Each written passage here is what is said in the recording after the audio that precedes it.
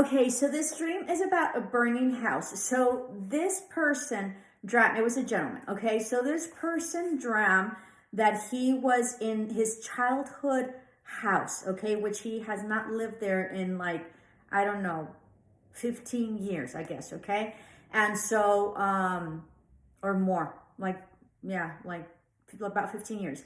So anyway, so that the house is burning, and that he's going for his sister, okay, who is taking a shower because he wants to save her. And so so then he goes and she's like in a towel, and then he leaves and saves her and takes her out. And I think he did his dad as well, or I don't know if it's just his sister who he saw. And then he goes back and gets his belongings. So I honestly didn't know what that was. So I had to research it, as I do with all, dreams that I don't know. Okay. And that I didn't know. I figured that because it was burning, okay, like fire is movement and endeavor and a new like entrepreneurial, and it's like fire. So it's like energy, right?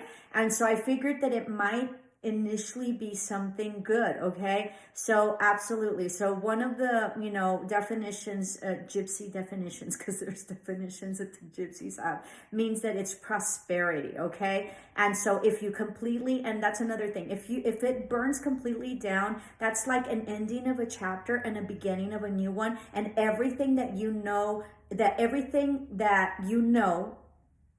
everything that you have known up to now is going to change for you. Okay, and because it burned down, like usually when you burn something down, having to do with nature, or like, unless it's a brush fire and stuff like that, but if it's a controlled fire, it's usually very abundant later. Like the soil, really heavy duty, gets very much nourished. Okay, so it sort of means that he's going to be really, really prosperous, and that there's a new chapter in his life where there's going to be much prosperity.